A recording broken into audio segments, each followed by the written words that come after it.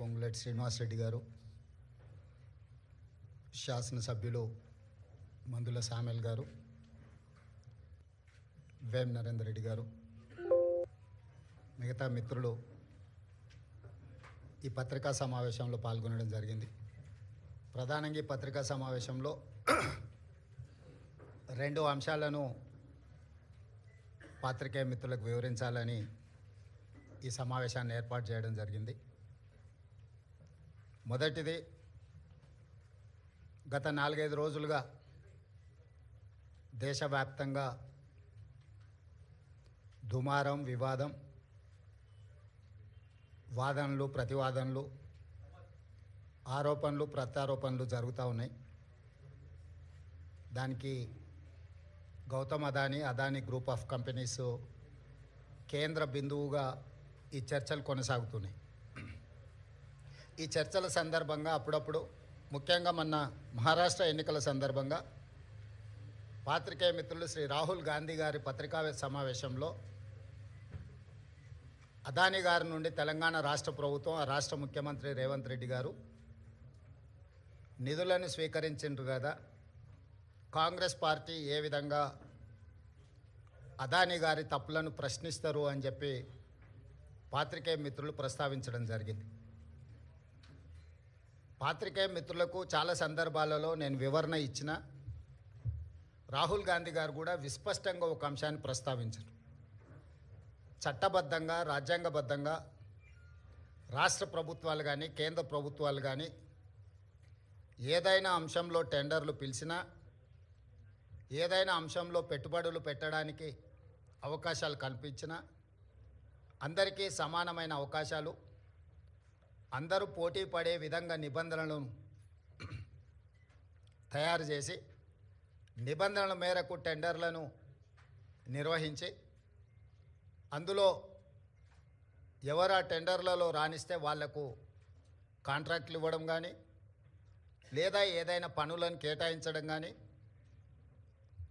ఏదైనా విషయాలతో అదానీనే కాదు, అంబానీ కావచ్చు, టాటా కావచ్చు, బిర్లా కావచ్చు, ఈ దేశంలో ఉండే ఏ సంస్థలకైనా రాజ్యాంగబద్ధమైన రక్షణ ఉంటుంది, వాళ్ళు పెట్టుబడులు పెట్టడానికి అవకాశం ఉంటుందని రాహుల్ గాంధీ గారు వివరించడం జరిగింది. అయినా జర్నలిస్టులు కావచ్చు, రాజకీయ పార్టీలు కావచ్చు, పదే పదే తెలంగాణ రాష్ట్ర ప్రభుత్వానికి ప్రతిష్టాత్మకంగా తెలంగాణ రాష్ట్ర ప్రభుత్వం భావించి ప్రారంభించిన యంగ్ ఇండియా స్కిల్స్ యూనివర్సిటీకి కార్పస్ ఫండ్ కింద రాష్ట్ర ప్రభుత్వం నిధుల స్వీకరణ కోసం చేస్తున్న ప్రయత్నంలో భాగంగా చాలా సంస్థలు ముందుకొచ్చి రాష్ట్ర ప్రభుత్వం ప్రారంభించిన ప్రతిష్టాత్మకమైన యంగ్ ఇండియా స్కిల్స్ యూనివర్సిటీకి నిధులను ఇవ్వడం జరిగింది. దాంట్లో భాగంగానే అదానీ సంస్థ కూడా 100 కోట్ల రూపాయలను కార్పొరేట్ సోషల్ రెస్పాన్సిబిలిటీ కింద తెలంగాణ రాష్ట్ర ప్రభుత్వం ప్రారంభించిన యంగ్ ఇండియా స్కిల్స్ యూనివర్సిటీకి ఇస్తాము అని చెప్పి ఆమోద లేఖ ఇవ్వడం జరిగింది. ఈ అంశాన్ని ప్రస్తావించడం ద్వారా అదేదో అదానీ గ్రూప్ తెలంగాణ రాష్ట్ర ప్రభుత్వానికో ముఖ్యమంత్రి గారికో అప్పనంగా 100 కోట్ల రూపాయలు ఇచ్చినట్టుగా అనవసరమైన చర్చలకు, రాద్ధాంతానికి తావిస్తున్నది. వాస్తవంగా ఇన్కమ్ ట్యాక్స్ క్లియరెన్స్ లేకపోవడం వల్ల ఇన్కమ్ ట్యాక్స్ నుంచి మినహాయింపు తీసుకోవడానికి రాష్ట్ర ప్రభుత్వం చేస్తున్న ప్రయత్నము, నిన్న మొన్ననే 80B కింద రాష్ట్ర ప్రభుత్వానికి యంగ్ ఇండియా స్కిల్స్ యూనివర్సిటీకి అనుమతి ఇవ్వడం జరిగింది. ఇప్పటి వరకు ఏ సంస్థ నుంచి కూడా తెలంగాణ రాష్ట్ర ప్రభుత్వం తన ఖాతాలోకి ₹1 కూడా తీసుకోలేదు, ఇంక్లూడింగ్ అదానీ. అయితే అనవసరమైన చర్చలలో తెలంగాణ ప్రతిష్ట కానీ, వ్యక్తిగతంగా నా గురించి చర్చ జరగడం, మా మంత్రివర్గ సహచరులకు నాకు ఎలాంటి సుతారము ఇష్టం లేదు. అందుకే స్పష్టంగా నిన్ననే రాష్ట్ర ప్రభుత్వం తరఫున అదానీ గ్రూప్ ఆఫ్ కంపెనీస్కి మా అధికారి జయేష్ రంజన్ ద్వారా లేఖ రాయడం జరిగింది. జరుగుతున్న వివాదాలు, ఆరోపణలు, రకరకాల పరిస్థితుల వల్ల తెలంగాణ రాష్ట్ర ప్రభుత్వం మీరు ముందుకు వచ్చి ఉదారంగా తెలంగాణ యంగ్ ఇండియా స్కిల్స్ యూనివర్సిటీకి ఇస్తాన్న 100 కోట్ల రూపాయలను తెలంగాణ రాష్ట్ర ప్రభుత్వము స్వీకరించడానికి సిద్ధంగా లేదు. కాబట్టి దయచేసి మీ 100 కోట్ల రూపాయలను యంగ్ ఇండియా స్కిల్స్ యూనివర్సిటీకి బదిలీ చేయొద్దు అని చెప్పి విస్పష్టంగా వారికి లేఖ రాయడం జరిగింది. ఈ పత్రికా సమావేశం ద్వారా పక్క రాష్ట్రాలు పక్క దేశాలలో అదానీ గ్రూప్ ఆఫ్ కంపెనీస్ మీద జరుగుతున్న వివాదానికి తెలంగాణ రాష్ట్ర ప్రభుత్వానికి ఎలాంటి సంబంధం లేదు. అదేవిధంగా ఒక గొప్ప ఉద్దేశంతో లక్షలాది తెలంగాణ నిరుద్యోగ యువకులకు సాంకేతిక నైపుణ్యాన్ని నేర్పించడం ద్వారా ప్రపంచంతో పోటీ పడాలన్న ఆలోచనతోని యంగ్ ఇండియా స్కిల్స్ యూనివర్సిటీని ప్రారంభించినము. ఒక సదుద్దేశంతో ఒక గొప్ప ఆలోచనతో ప్రారంభించిన యూనివర్సిటీ వివాదాలకు లోను కావడం నా మంత్రివర్గ సహచరులకు నాకు తెలంగాణ రాష్ట్ర ప్రభుత్వానికి ఇష్టం లేదు. అందుకే తెలంగాణ రాష్ట్ర ప్రభుత్వము అదానీ సంస్థ నుంచి 100 కోట్ల రూపాయలను స్వీకరించకూడదు అని నిర్ణయం తీసుకున్నది.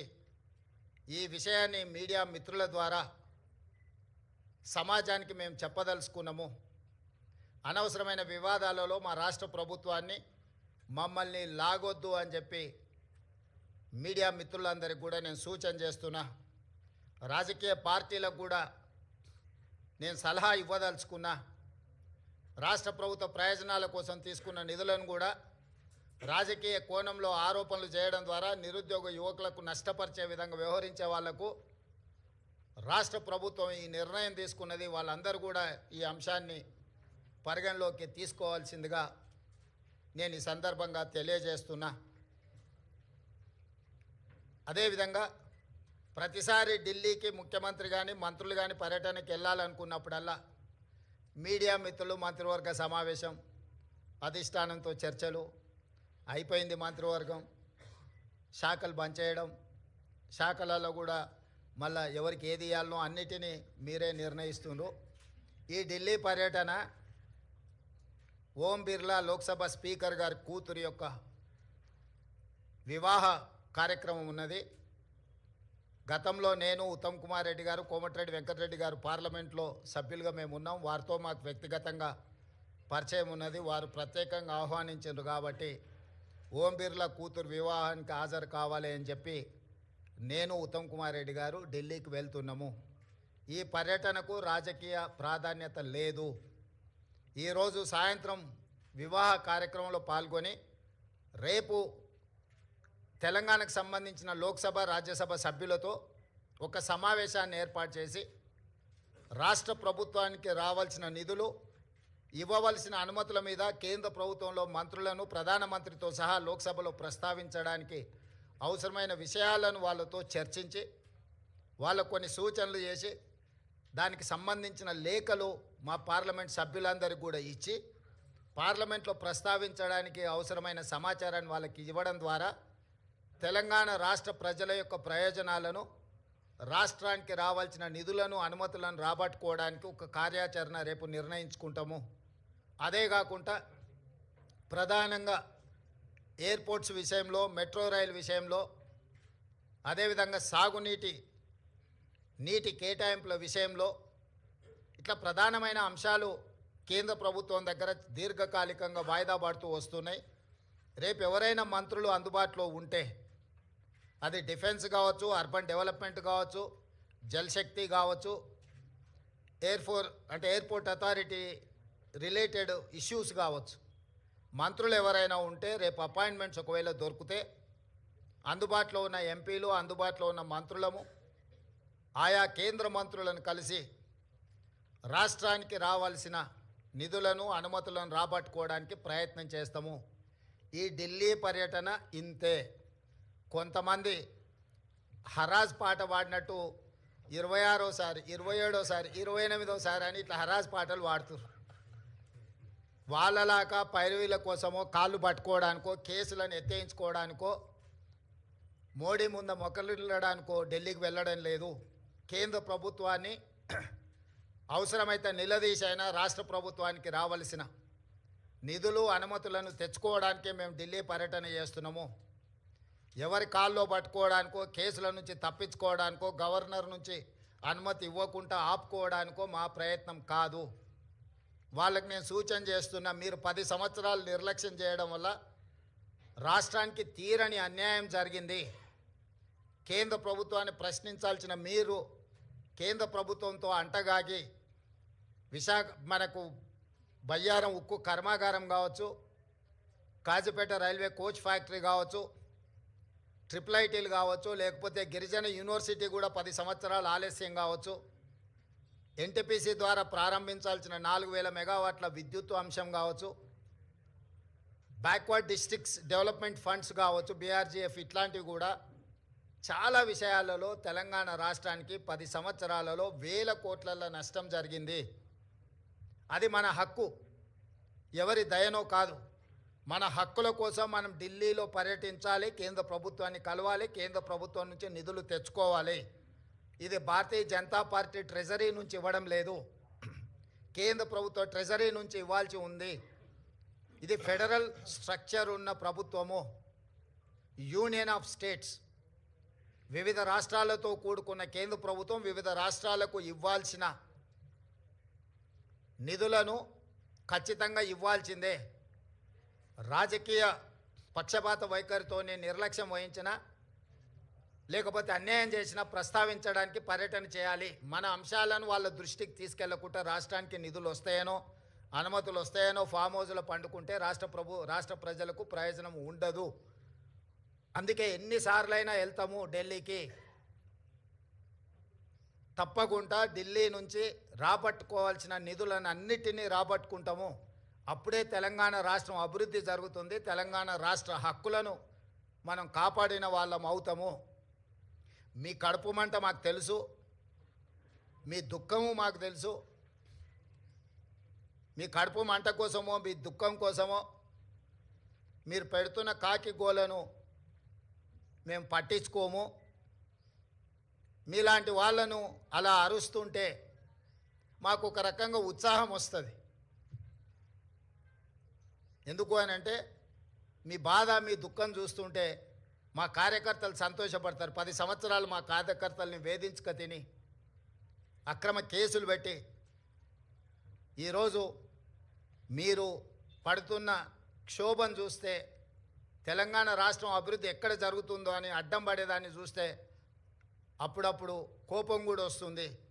కానీ ఇవన్నిటిని ప్రదర్శించాల్సిన సమయం కాదు. ఏకాగ్రతతో, కార్యదీక్షతతో తెలంగాణ రాష్ట్రాన్ని అభివృద్ధి పదం వైపు నడిపించే బాధ్యత తెలంగాణ ప్రజలు మాకు ఇచ్చిండ్రు. ఆ దిశగా మేము ముందుకు వెళ్తామని చెప్పి తెలియజేస్తున్నాం.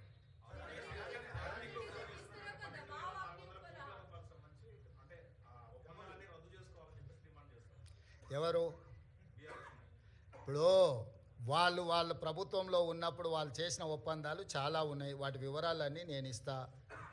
ఒక ఒప్పందాన్ని రద్దు చేయాలంటే దానికి న్యాయపరమైన సలహాలు కూడా తీసుకోవాలి. యూనిలాటరల్గా నువ్వు ఏది రద్దు చేసినా ఆ సంస్థలకు కోర్టుకు కూడా వెళ్ళే అవకాశం ఉంటుంది. ఈ రాష్ట్రంలో కాంట్రాక్టులు ఇచ్చింది, భూములు కేటాయించింది, అదాని ఫ్లైట్లో ఆడంబరంగా ప్రయాణాలు చేసింది వాళ్ళు.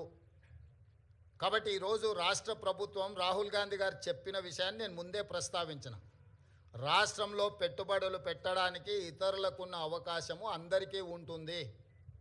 పెట్టుబడుల విషయంలో ఎవరికి మినహాయింపులో లేకపోతే ఎవరికో అప్పనంగా ఆయాచితంగా కట్టబెట్టే విధానము ఉండదు.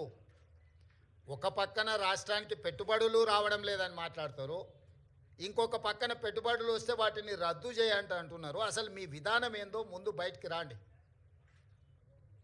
గతంలో మీరు ఇచ్చిన నేషనల్ హైవేస్ కావచ్చు, లేకపోతే డేటా సెంటర్లు కావచ్చు, ఇతర ఆర్మీ రిలేటెడ్ సంస్థలు ప్రారంభించడానికి మీరు కేటాయించిన భూముల మీద మీ మీద ఏమైనా కేసులు పెట్టాలా? అదానితో మీరు చేసుకున్న ఒప్పందాలను రద్దు చేయాల్సి వస్తే మీరు చేసుకున్న వాటిని మీ మీద కేసులు కూడా పెట్టాల్సి వస్తుంది.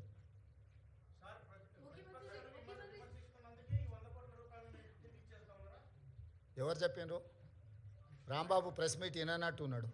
మొత్తం విను ఒకసారి మళ్ళీ. నేను ఇంతకుముందు ఏం చెప్పినా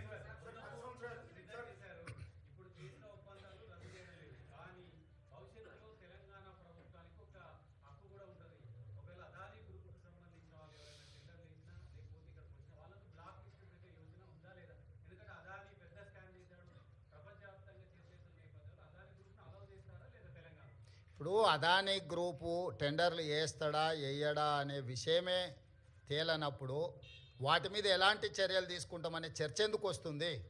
టెండర్లు పిలిచినప్పుడు వాళ్ళు భాగస్వామ్యం చేసినప్పుడు ఆ ప్రభుత్వాన్ని ఇతర ప్రాంతాలలో బ్లాక్ లిస్ట్ ఒకవేళ చేసి ఉంటే ఏ నిబంధనల మేరకు ప్రభుత్వం చర్యలు తీసుకోవాలో ప్రభుత్వం ఆ నిబంధనల మేరకు చర్యలు తీసుకుంటుంది. ముందుగానే ఊహించుకొని లేకపోతే ఎవరో ఒకరు ఏదో ఒకటి అల్లర చిల్లర మాటలు మాట్లాడితే వాటి మీద ప్రభుత్వం స్పందించదు. ప్రభుత్వానికి నిర్దిష్టమైన విధి విధానాలు ఉంటాయి. ఆ నిర్దిష్టమైన విధి విధానాలకు లోబడి మాత్రమే ప్రభుత్వం చర్యలు చేపడుతుంది.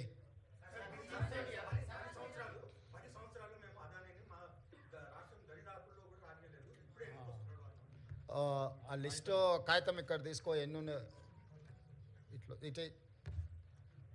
ఇప్పుడు నోరు తెరిస్తే అబద్ధాలు మాట్లాడడం, ఇది అదాని పక్కలు ఉన్నాయని ఎవరు ఈయన పేరు గుర్తుపడతావా? ఏం పేరు ఈయన పేరు? మరి ఈయన చంద్రశేఖరరావు. ఆయన వంగి వంగి నమస్కారం పెడుతున్నాయి. అప్పుడు ఆయన వంగినా ఇట్లా ఇంతగా వంగినా? అదేవిధంగా ఆయన ఇచ్చిన వర్కులు కొన్ని నేను లిస్టు చదివి చెప్పిస్తా. KCR invites Adani to setup a power plants in TS. Okay, Hans India పత్రికా ఓనర్ ఉండొచ్చు కదా. Business baron Adani meets to KCR, times of India. ఇగో ఈ బుద్ధిమంతుడు ప్రబుద్ధుడు అదాని సంఖలో దూరిండు. ఈ సిగ్గులేనోడు అదాని గురించి నా గురించి మాట్లాడతాడు. అట్లనే ఒక లిస్ట్ ఉంటుంది కదా, వేరే పేపర్ ఇంత ఉందా, 12-13 లిస్టు ఉంటుంది చూడు ఒకటి. నేను ఆ లిస్టు చదివి వినిపిస్తాను నీకు. ఎన్ని ఇచ్చిండ్రో వాళ్ళు, ఎన్ని నేషనల్ హైవేస్ ఇచ్చిర్రు, ఎన్ని డేటా సెంటర్లు ఇచ్చిండ్రు. ఒకవేళ సిద్ధంగా ఉన్నాడు ఆయన ఇచ్చిన అన్నిటి మీద విచారణకు, మళ్ళీ విచారణ ఏంగానే చూసిరా నా మీద కేసులు పెడుతురని ఒకల ఏడుపులు ఏడుస్తుంటాడు. పెట్టూరి జైలు పోతానే ఆయన్నే అంటాడు. ఎప్పుడెప్పుడు జైలుకు పోదామా, జైల్లో పోయి ఉందామా అని ఆయన ఏమనుకుంటున్నట్టు. నిన్నవనేదో పేపర్లో చూసిన జైలుకు పోయిన వాళ్ళు అందరూ అయినరానా?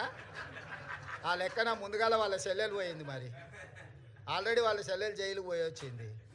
అట్లా కూడా ఈయనకు అవకాశం లేదు కదా.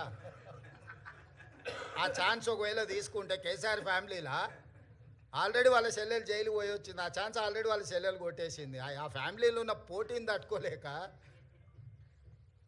కాబట్టి ఇట్లాంటి చిల్లర ఆలోచనలు మానాలి. 10 ఏళ్ళు మంత్రి చేసినోడు, అమెరికాలో చదువుకొచ్చినోడు, కొంచెమన్నా జ్ఞానంతో కొంచెమన్నా ఆలోచన విజ్డమ్ వాడాలి కదా.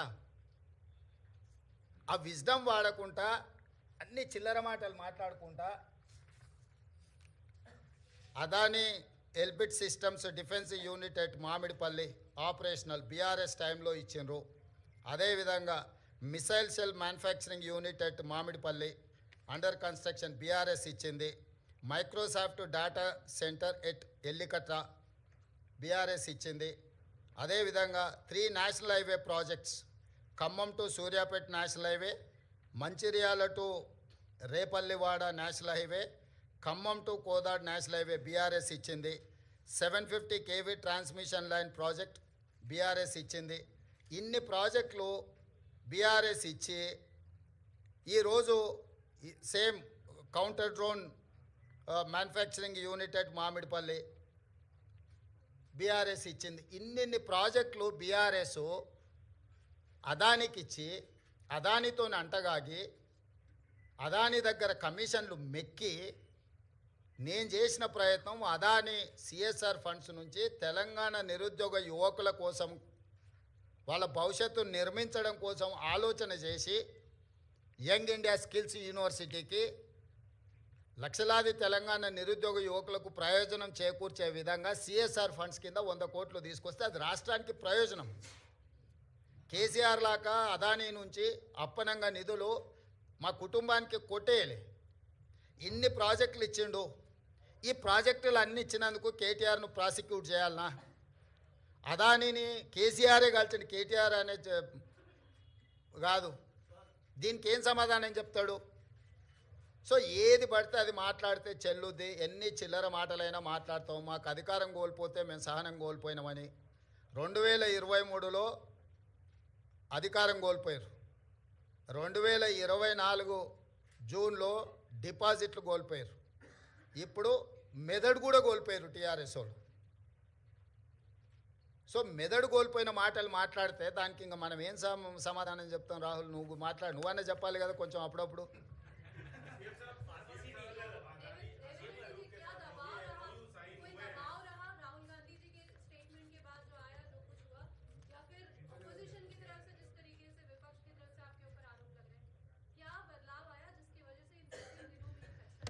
बदलाव नहीं है, ये कंट्रोवर्सीज में मैं जाना नहीं चाहता हूँ, क्योंकि अदानी ग्रुप से मैं किसी पार्टी के लिए, हमारा कांग्रेस पार्टी के लिए नहीं है तो हमारे परिवार के लिए एक पैसा नहीं लिए। जो तेलंगाना राज्य सरकार ने जो कदम उठाया निरुद्योग युवता के लिए यंग इंडिया स्किल्स यूनिवर्सिटी, क्योंकि लाखों के युवता आज without any skill they are not getting any employment. So I wanted to teach my students skill. उसी के लिए CSR corporate social responsibility funds हम अदानी से 100 crore in principle we have taken a letter. अभी तक एक पैसा भी हमारे तेलंगाना सरकार के खाता में नहीं आया. तो इसीलिए ये कंट्रोवर्सी में बगल के राज्य में कुछ करप्शन, बगल के देश में कुछ करप्शन, ये सब करप्शन के बारे में जब चर्चा हो रहे थे तब तेलंगाना के चर्चा मुझे अच्छा नहीं लगा, क्योंकि हम नियत से सरकार चला रहे, नियत से चलाने के लिए हम लोग कोशिश कर रहा है. तो तेलंगाना राज्य के बारे में कोई भी कुछ गलत फहमी से कुछ गलत कहा तो हमारे लिए ठीक नहीं है, क्योंकि कुछ कम 3 लाख करोड़ रुपए बजट है तेलंगाना राज्य के. तो उसमें 100 करोड़ रुपए के लिए हम लोग इतना अलिगेशंस फेस करने का ज़रूरत नहीं है. मैं और मेरे कैबिनेट मिनिस्टर हम लोग ये सोचे कंट्रोवर्सी में हम जाना क्यों. तो कंट्रोवर्सी से दूर रहने के लिए हमारे राज्य सरकार ने ये निर्णय लिया हुआ है. हमारे ऊपर कोई किसी ने दबावट करने वाले नहीं है, किसी ने दबावट किए तो हम लोग सुनने वाला भी नहीं है. मेरे डेफिनेटली नुकसान है, मगर कंट्रोवर्सी से ज़्यादा नुकसान नहीं है. तेलंगाना राज्य के जितना कंट्रोवर्सी में जा रहा है वो सबसे ज़्यादा नुकसान है. इमेज सब कुछ है. तो हम हमारे इमेज खराब होने के लिए हम एक पैसा का भी हम लोग मौका देने के लिए तैयार नहीं है तेलंगाना राज्य सरकार ने. इसीलिए हम 100 करोड़ रुपए बदली नहीं करने के लिए हम खत लिखा हुआ है अदानी ग्रुप के लिए.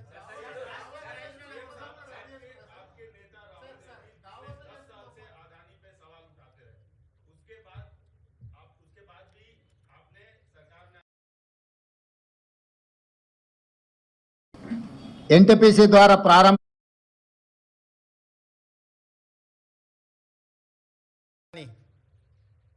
అయితే అనవసరమైన చర్చలలో తెలంగాణ ప్రతిష్ట కానీ వ్యక్తిగతంగా నా గురించి చర్చ జరగడం మా మంత్రివర్గ సహచరులకు నాకు ఎలాంటి సుతారము ఇష్టం లేదు.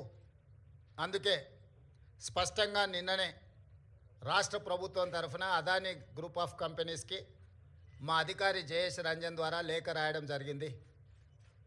జరుగుతున్న వివాదాలు, ఆరోపణలు, రకరకాల పరిస్థితుల వల్ల తెలంగాణ రాష్ట్ర ప్రభుత్వం మీరు ముందుకు వచ్చి ఉదారంగా తెలంగాణ యంగ్ ఇండియా స్కిల్స్ యూనివర్సిటీకి ఇస్తాన్న 100 కోట్ల రూపాయలను తెలంగాణ రాష్ట్ర ప్రభుత్వము స్వీకరించడానికి సిద్ధంగా లేదు. కాబట్టి దయచేసి మీ 100 కోట్ల రూపాయలను యంగ్ ఇండియా స్కిల్స్ యూనివర్సిటీకి బదిలీ చేయొద్దు అని చెప్పి విస్పష్టంగా వారికి లేఖ రాయడం జరిగింది. ఈ పత్రికా సమావేశం ద్వారా పక్క రాష్ట్రాలు, పక్క దేశాలలో అదానీ గ్రూప్ ఆఫ్ కంపెనీస్ మీద జరుగుతున్న వివాదానికి తెలంగాణ రాష్ట్ర ప్రభుత్వానికి ఎలాంటి సంబంధం లేదు. అదేవిధంగా ఒక గొప్ప ఉద్దేశంతో లక్షలాది తెలంగాణ నిరుద్యోగ యువకులకు సాంకేతిక నైపుణ్యాన్ని నేర్పించడం ద్వారా ప్రపంచంతో పోటీ పడాలన్న ఆలోచనతోని యంగ్ ఇండియా స్కిల్స్ యూనివర్సిటీని ప్రారంభించినము. ఒక సదుద్దేశంతో, ఒక గొప్ప ఆలోచనతో ప్రారంభించిన యూనివర్సిటీ వివాదాలకు లోను కావడం నా మంత్రివర్గ సహచరులకు, నాకు, తెలంగాణ రాష్ట్ర ప్రభుత్వానికి ఇష్టం లేదు. అందుకే తెలంగాణ రాష్ట్ర ప్రభుత్వము అదానీ సంస్థ నుంచి 100 కోట్ల రూపాయలను స్వీకరించకూడదు అని నిర్ణయం తీసుకున్నది.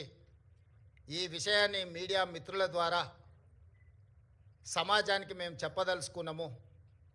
అనవసరమైన వివాదాలలో మా రాష్ట్ర ప్రభుత్వాన్ని మమ్మల్ని లాగొద్దు అని చెప్పి మీడియా మిత్రులందరికీ కూడా నేను సూచన చేస్తున్నా.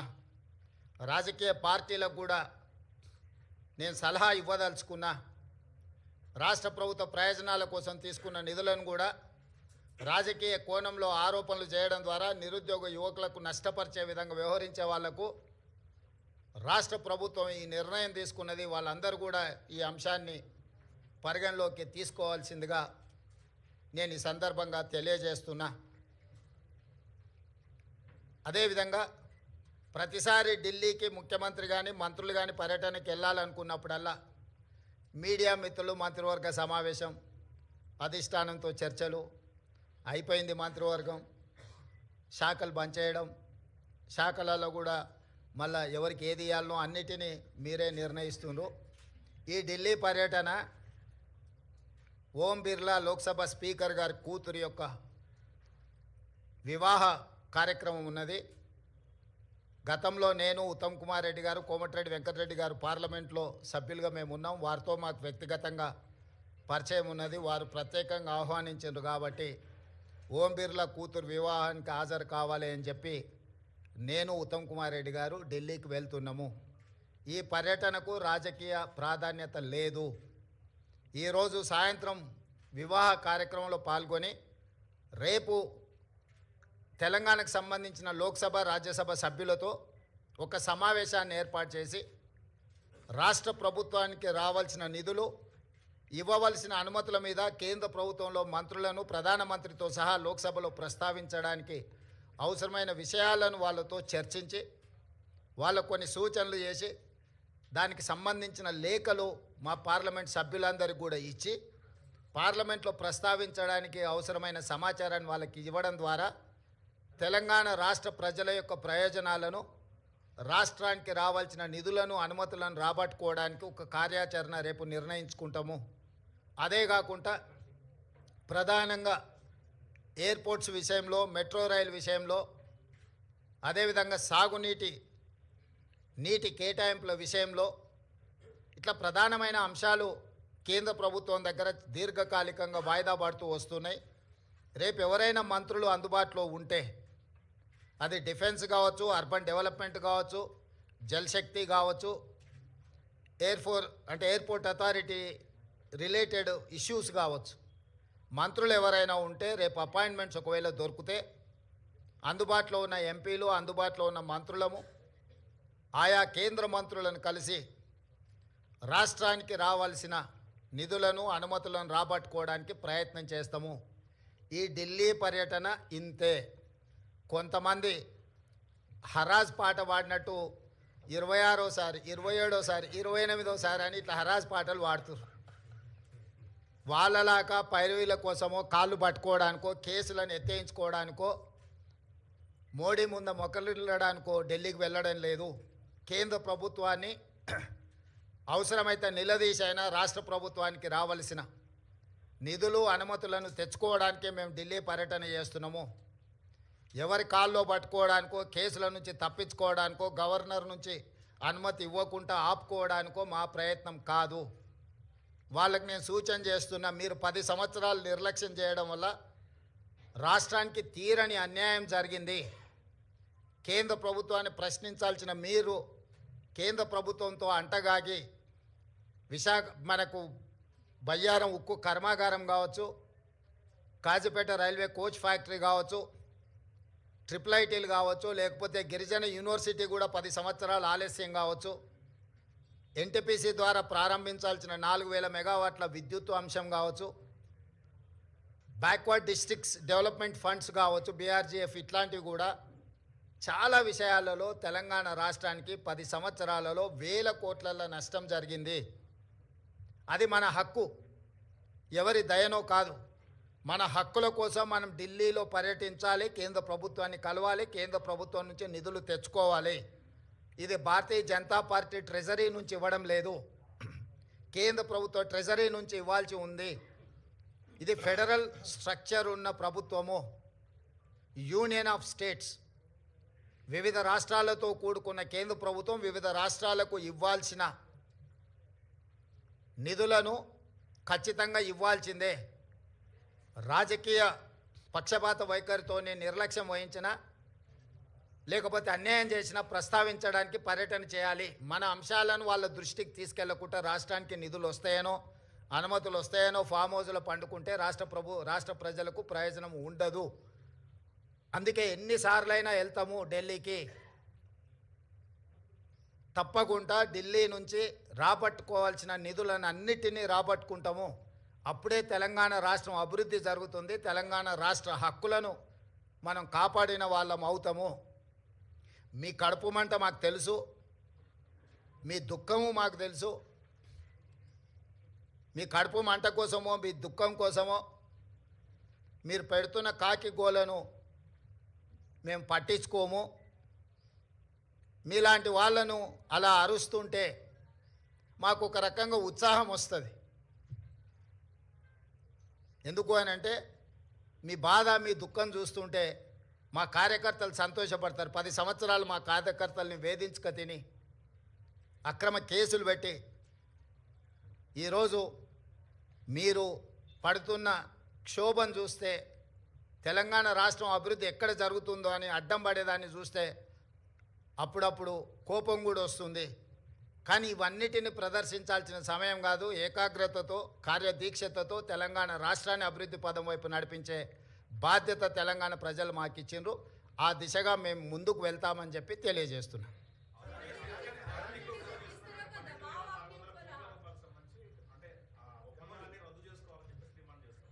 ఎవరు ఇప్పుడు వాళ్ళ ప్రభుత్వంలో ఉన్నప్పుడు వాళ్ళు చేసిన ఒప్పందాలు చాలా ఉన్నాయి. వాటి వివరాలన్నీ నేను ఇస్తా.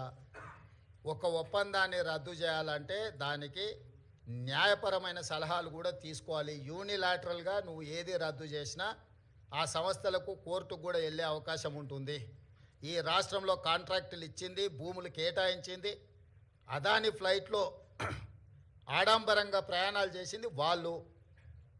కాబట్టి ఈరోజు రాష్ట్ర ప్రభుత్వం రాహుల్ గాంధీ గారు చెప్పిన విషయాన్ని నేను ముందే ప్రస్తావించిన. రాష్ట్రంలో పెట్టుబడులు పెట్టడానికి ఇతరులకున్న అవకాశము అందరికీ ఉంటుంది. పెట్టుబడుల విషయంలో ఎవరికి మినహాయింపులో లేకపోతే ఎవరికో అప్పనంగా ఆయాచితంగా కట్టబెట్టే విధానము ఉండదు. ఒక పక్కన రాష్ట్రానికి పెట్టుబడులు రావడం లేదని మాట్లాడతారు, ఇంకొక పక్కన పెట్టుబడులు వస్తే వాటిని రద్దు చేయండి అంటున్నారు. అసలు మీ విధానం ఏందో ముందు బయటికి రాండి. గతంలో మీరు ఇచ్చిన నేషనల్ హైవేస్ కావచ్చు, లేకపోతే డేటా సెంటర్లు కావచ్చు, ఇతర ఆర్మీ రిలేటెడ్ సంస్థలు ప్రారంభించడానికి మీరు కేటాయించిన భూముల మీద మీ మీద ఏమైనా కేసులు పెట్టాలా? అదానితో మీరు చేసుకున్న ఒప్పందాలను రద్దు చేయాల్సి వస్తే మీరు చేసుకున్న వాటిని మీ మీద కేసులు కూడా పెట్టాల్సి వస్తుంది.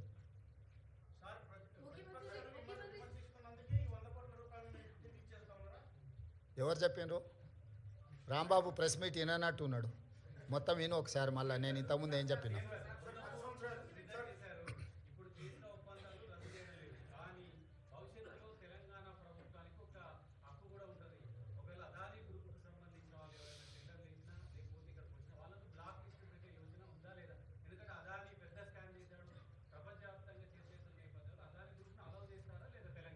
ఇప్పుడు అదానీ గ్రూపు టెండర్లు వేస్తాడా వేయడా అనే విషయమే తేలనప్పుడు వాటి మీద ఎలాంటి చర్యలు తీసుకుంటామనే చర్చ ఎందుకు వస్తుంది? టెండర్లు పిలిచినప్పుడు వాళ్ళు భాగస్వామ్యం చేసినప్పుడు ఆ ప్రభుత్వాన్ని ఇతర ప్రాంతాలలో బ్లాక్ లిస్ట్ ఒకవేళ చేసి ఉంటే ఏ నిబంధనల మేరకు ప్రభుత్వం చర్యలు తీసుకోవాలో ప్రభుత్వం ఆ నిబంధనల మేరకు చర్యలు తీసుకుంటుంది. ముందుగానే ఊహించుకొని లేకపోతే ఎవరో ఒకరు ఏదో ఒకటి అల్లర చిల్లర మాటలు మాట్లాడితే వాటి మీద ప్రభుత్వం స్పందించదు. ప్రభుత్వానికి నిర్దిష్టమైన విధి విధానాలు ఉంటాయి. ఆ నిర్దిష్టమైన విధి విధానాలకు లోబడి మాత్రమే ప్రభుత్వం చర్యలు చేపడుతుంది.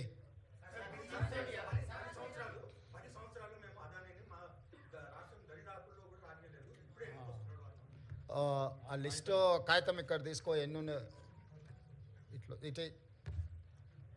ఇప్పుడు నోరు తెరిస్తే అబద్ధాలు మాట్లాడడం, ఇది అదాని పక్కలు ఉన్నాయని ఎవరు ఈయన పేరు గుర్తుపడతావా? ఏం పేరు ఈయన పేరు? మరి ఈయన చంద్రశేఖరరావు ఆయన వంగి వంగి నమస్కారం పెడుతున్నాయి. అప్పుడు ఆయన వంగినా ఇట్లా ఇంతగా వంగినా? అదేవిధంగా ఆయన ఇచ్చిన వర్కులు కొన్ని నేను లిస్టు చదివి చెప్పిస్తా. KCR invites Adani to setup a power plants in TS. Okay, Hans India పత్రిక ఓనర్ ఉండొచ్చు కదా. Business baron Adani meets to KCR, times of India. ఇగో ఈ బుద్ధిమంతుడు ప్రబుద్ధుడు అదాని సంఖలో దూరిండు. ఈ సిగ్గులేనోడు అదాని గురించి నా గురించి మాట్లాడతాడు. అట్లనే ఒక లిస్ట్ ఉంటుంది కదా, వేరే పేపర్ ఇంత ఉందా, 12-13 లిస్టు ఉంటుంది చూడు ఒకటి. నేను ఆ లిస్టు చదివి వినిపిస్తాను నీకు. ఎన్ని ఇచ్చిండ్రో వాళ్ళు, ఎన్ని నేషనల్ హైవేస్ ఇచ్చిండ్రు, ఎన్ని డేటా సెంటర్లు ఇచ్చిండ్రు. ఒకవేళ సిద్ధంగా ఉన్నాడు ఆయన ఇచ్చిన అన్నిటి మీద విచారణకు, మళ్ళీ విచారణ ఏంగానే చూసిరా నా మీద కేసులు పెడుతురని ఒకలా ఏడుపులు ఏడుస్తుంటాడు. పెట్టూరి జైలుకు పోతానే ఆయన్నే అంటాడు. ఎప్పుడెప్పుడు జైలుకు పోదామా, జైల్లో పోయి ఉందామా అని ఆయన ఏమనుకుంటున్నట్టు. నిన్న అనేది పేపర్లో చూసిన జైలుకు పోయిన వాళ్ళు అందరూ అయినరానా? ఆ లెక్కన ముందుగాల వాళ్ళ చెల్లెలు పోయింది. మరి ఆల్రెడీ వాళ్ళ చెల్లెలు జైలుకు పోయి వచ్చింది. అట్లా కూడా ఈయనకు అవకాశం లేదు కదా. ఆ ఛాన్స్ ఒకవేళ తీసుకుంటే కేసీఆర్ ఫ్యామిలీలా ఆల్రెడీ వాళ్ళ చెల్లెలు జైలుకు పోయి వచ్చింది. ఆ ఛాన్స్ ఆల్రెడీ వాళ్ళ చెల్లెలు కొట్టేసింది. ఆ ఫ్యామిలీలో ఉన్న పోటీని తట్టుకోలేక. కాబట్టి ఇట్లాంటి చిల్లర ఆలోచనలు మానాలి. 10 ఏళ్ళు మంత్రి చేసినోడు, అమెరికాలో చదువుకొచ్చినోడు, కొంచెమన్నా జ్ఞానంతో కొంచెమన్నా ఆలోచన విజ్డమ్ వాడాలి కదా. ఆ విజ్డమ్ వాడకుండా అన్ని చిల్లర మాటలు మాట్లాడుకుంటా Adani Elbit systems defence unit at Mamidipalli operational BRS టైంలో ఇచ్చిండ్రు. అదేవిధంగా missile cell manufacturing unit at Mamidipalli under construction BRS ఇచ్చింది. Microsoft data centre at Ellikatta BRS ఇచ్చింది. అదేవిధంగా 3 national highway projects, Khammam to Suryapet national highway, Mancherial to Repallewada national highway, Khammam to Kodad national highway BRS ఇచ్చింది. 750 kV transmission line project BRS ఇచ్చింది. ఇన్ని ప్రాజెక్టులు BRS ఇచ్చి ఈరోజు same counter drone manufacturing unit at Mamidipalli BRS ఇచ్చింది. ఇన్ని ప్రాజెక్టులు బీఆర్ఎస్ అదానికి ఇచ్చి అదానితో అంటగాగి అదాని దగ్గర కమిషన్లు మెక్కి నేను చేసిన ప్రయత్నం అదాని సిఎస్ఆర్ ఫండ్స్ నుంచి తెలంగాణ నిరుద్యోగ యువకుల కోసం వాళ్ళ భవిష్యత్తును నిర్మించడం కోసం ఆలోచన చేసి యంగ్ ఇండియా స్కిల్స్ యూనివర్సిటీకి లక్షలాది తెలంగాణ నిరుద్యోగ యువకులకు ప్రయోజనం చేకూర్చే విధంగా సిఎస్ఆర్ ఫండ్స్ కింద 100 కోట్లు తీసుకొస్తే అది రాష్ట్రానికి ప్రయోజనం. కేసీఆర్ లాగా అదానీ నుంచి అప్పనంగా నిధులు మా కుటుంబానికి కొట్టేయాలి. ఇన్ని ప్రాజెక్టులు ఇచ్చిండు. ఈ ప్రాజెక్టులు అన్ని ఇచ్చినందుకు కేటీఆర్ను ప్రాసిక్యూట్ చేయాలనా? అదానీని కేసీఆరే కలిసిన కేటీఆర్ అనే కాదు. దీనికి ఏం సమాధానం చెప్తాడు? సో ఏది పడితే అది మాట్లాడితే చెల్లుద్ది. ఎన్ని చిల్లర మాటలైనా మాట్లాడతాం. మాకు అధికారం కోల్పోతే మేము సహనం కోల్పోయినామని 2023లో అధికారం కోల్పోయారు. 2024 జూన్లో డిపాజిట్లు కోల్పోయారు. ఇప్పుడు మెదడు కూడా కోల్పోయారు టీఆర్ఎస్ వాళ్ళు. సో మెదడు కోల్పోయిన మాటలు మాట్లాడితే దానికి ఇంకా మనం ఏం సమాధానం చెప్తాం? రాహుల్ నువ్వు మాట్లాడు, నువ్వన్నా చెప్పాలి కదా కొంచెం అప్పుడప్పుడు.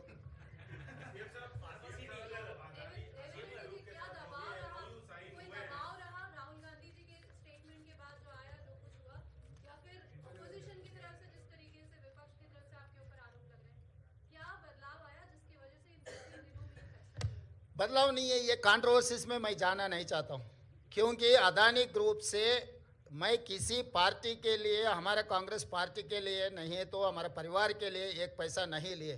जो तेलंगाना राज्य सरकार ने जो कदम उठाया निरुद्योग युवता के लिए यंग इंडिया स्किल्स यूनिवर्सिटी, क्योंकि लाखों के युवता आज without any skill they are not getting any employment. So I wanted to teach my students skill. उसी के लिए CSR corporate social responsibility funds हम अदानी से 100 crore in principle we have taken a letter. अभी तक एक पैसा भी हमारे तेलंगाना सरकार के खाता में नहीं आया. तो इसीलिए ये कंट्रोवर्सी में बगल के राज्य में कुछ करप्शन, बगल के देश में कुछ करप्शन, ये सब करप्शन के बारे में जब चर्चा हो रहे थे तब तेलंगाना के चर्चा मुझे अच्छा नहीं लगा, क्योंकि हम नियत से सरकार चला रहे, नियत से चलाने के लिए हम लोग कोशिश कर रहा है. तो तेलंगाना राज्य के बारे में कोई भी कुछ गलत फहमी से कुछ गलत कहा तो हमारे लिए ठीक नहीं है, क्योंकि कुछ कम 3 लाख करोड़ रुपए बजट है तेलंगाना राज्य के.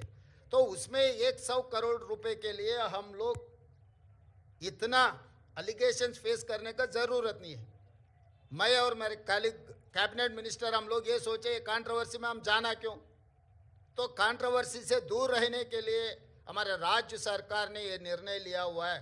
हमारे ऊपर कोई किसी ने दबावट करने वाले नहीं है, किसी ने दबावट किए तो हम लोग सुनने वाले भी नहीं है.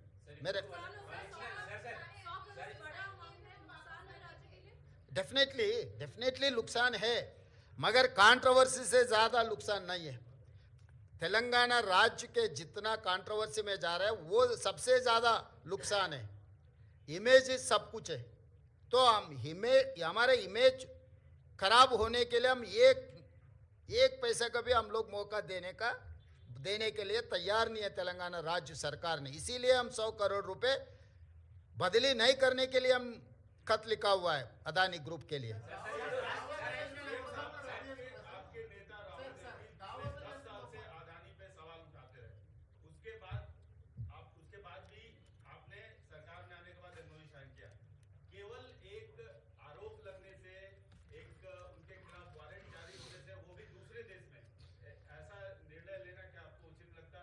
नहीं, ये मैं इसीलिए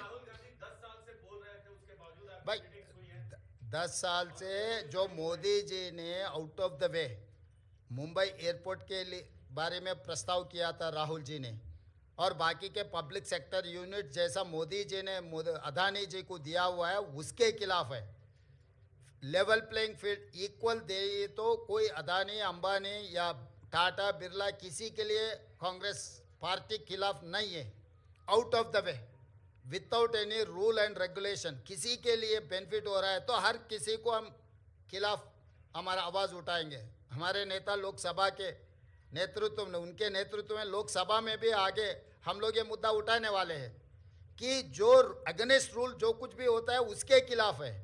कोई किसी इन्वेस्टमेंट के लिए नहीं तो किसी फर्म के लिए, किसी कॉरपोरेट कंपनी के खिलाफ नहीं है हम लोग, क्योंकि हम लोग 50 साल के ऊपर हम सरकार चलाए, हम लोग लिबरलाइजेशन पॉलिसी लाए, हम लोग एमएनसी इन्वेस्टमेंट लाए इस देश में. तो हम लोग इन्वेस्टमेंट्स के खिलाफ नहीं है. जो रूल के खिलाफ जो कार्रवाई चल रहा है, रूल के खिलाफ जो इन्वेस्टमेंट दे रहा है, जो सरकार के प्रॉपर्टीज पल्ली बटानी जैसा दे रहा है, ऐसे मुफ्त में जो दे रहा है, उसके लिए खिलाफ है राहुल गांधी और कांग्रेस पार्टी. तो जब मेरा नेता जो आवाज़ उठाएंगे, मेरे नेता के साथ चलने का जिम्मेदारी मेरा है. इसीलिए मेरा नेता जो बात उठा रहा है, बार बार मेरे नेता राहुल गांधी जी ने जो कह रहा है उनके साथ में कदम कदम चलाने का मेरा जिम्मेदारी है.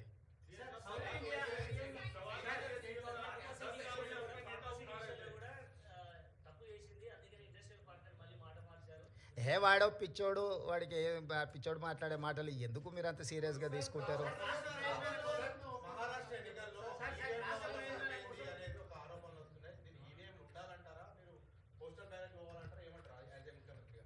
నేను ముఖ్యమంత్రి కాదు, కాంగ్రెస్ పార్టీ విధానమే ఈవీఎం కాదు, బ్యాలెట్ మీద ఎన్నికలకు పోవాలని కాంగ్రెస్ పార్టీ విధానము. కాంగ్రెస్ పార్టీ కార్యకర్త నుంచి ఏఐసిసి అధ్యక్షుడి వరకు ఈ దేశంలో జరిగే ఎన్నికలు బ్యాలెట్ పేపర్ ద్వారా జరగాలనేది మా పార్టీ విధానము. ఎవరమైనా ఆ విధానానికి కట్టుబడి ఉంటాం, అది మా పార్టీ విధానం.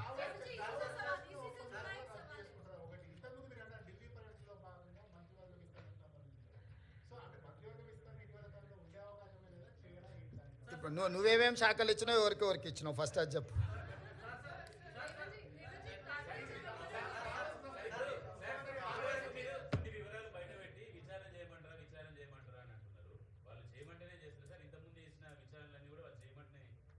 వాళ్ళు అడిగితేనే చేసినాం కదా, అసెంబ్లీలో వాళ్ళే అడిగినారు కదా, విచారణ చేయండి మీకు దమ్ము ఉంటాయని వాళ్ళు సవాల్ విసిరినందుకే కదా.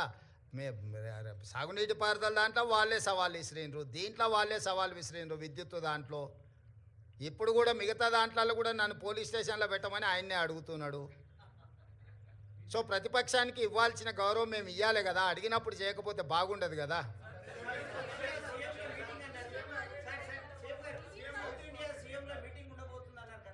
ఇప్పటికాడికైతే దీనికి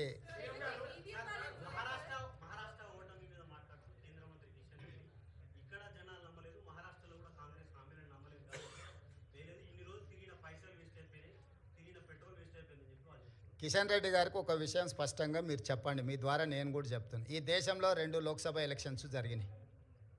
లోక్సభ ఎలక్షన్లు అనేటివి ప్రధానమంత్రికి సంబంధించిన ఎన్నికలు. ఒకటి కేరళ వాయనాడ్లో ప్రియాంక గాంధీ, 2 నాందేడ్లో మహారాష్ట్ర. మహారాష్ట్ర మేము గెలిచినామని గొప్పలు చెప్పుకొని జబ్బలు జరుచుకుంటున్నాడు కిషన్ రెడ్డి. అక్కడ ఈ 2 పార్లమెంట్లల్లో నరేంద్ర మోడీని ఓడించి అక్కడి ప్రజలు రాహుల్ గాంధీ నాయకత్వాన్ని, మల్లికార్జున్ ఖర్గే నాయకత్వాన్ని బలపరిచినరు. మహారాష్ట్రలో రాష్ట్ర ప్రభుత్వానికి సంబంధించిన ఓటు మహాయుతికి వేసిండ్రు, కేంద్ర ప్రభుత్వానికి సంబంధించిన ఓటు రాహుల్ గాంధీకి వేసారు. అన్ని అసెంబ్లీలు ఓడిపోయినా నాందేడ్ పార్లమెంట్లో రవీంద్ర చౌహాన్ కాంగ్రెస్ పార్టీ గెలిచింది. దీన్ని బట్టి నరేంద్ర మోడీ నాయకత్వాన్ని, ఆ మంత్రివర్గంలో పనిచేస్తున్న కిషన్ రెడ్డిని చీదరించుకున్నారు, చీకొట్టిరు మహారాష్ట్ర ప్రజలు. కేరళలో రాహుల్ గాంధీ గారికి వచ్చిన మెజారిటీ కంటే ప్రియాంక గాంధీ గారికి ఎక్కువ మెజారిటీ వచ్చింది. ఓటింగ్ పర్సంటేజ్ రాహుల్ గాంధీ గారు పోటీ చేసినప్పుడు 75%, ప్రియాంక గాంధీ గారు పోటీ చేసినప్పుడు 65%. రాహుల్ గాంధీ గారికి 3,64,000 మెజారిటీ వస్తే ప్రియాంక గాంధీ గారికి 4,10,000 మెజారిటీ వచ్చింది. అంటే మోడీ నాయకత్వాన్ని కేరళ తిరస్కరించడమే కాకుండా మహారాష్ట్రలో అద్భుతమైన విజయం సాధించినని గొప్పలు చెప్పుకుంటున్న బీజేపీని పార్లమెంటులో, నాందేడ్ పార్లమెంట్లో ఎక్కడైతే ఉత్తమ్ కుమార్ రెడ్డి గారు ఇన్ఛార్జిగా వ్యవహరించారో ఆ సీటు కాంగ్రెస్ పార్టీ గెలిచింది.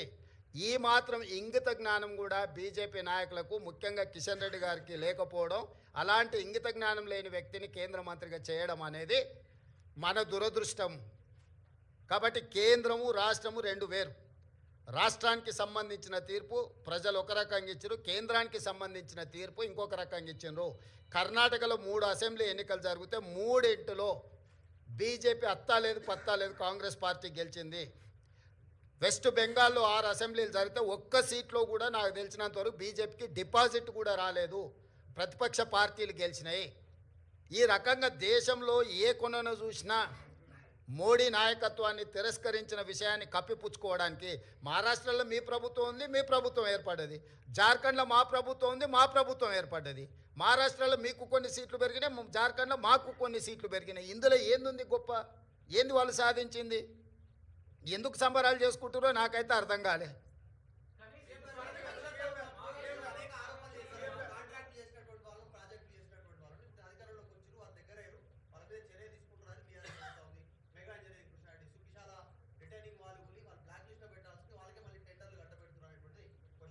అవును, అంతకుముందు వాళ్ళు టీవీ 9 ఏబిఎన్ నిషేధించారు, నీకు గుర్తుందా? తెలంగాణ వచ్చిన వెంబడే.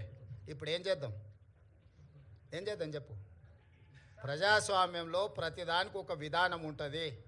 వాడోడో ఎల్లయ్య పుల్లయ్య బోడిగాడు ఏదో చెప్పిండని చెప్పి అట్లా వ్యవహరించదు ప్రభుత్వం. ఏది వ్యవహరించాలన్నా రాజ్యాంగ పరిధికి లోబడే వ్యవహరిస్తుంది.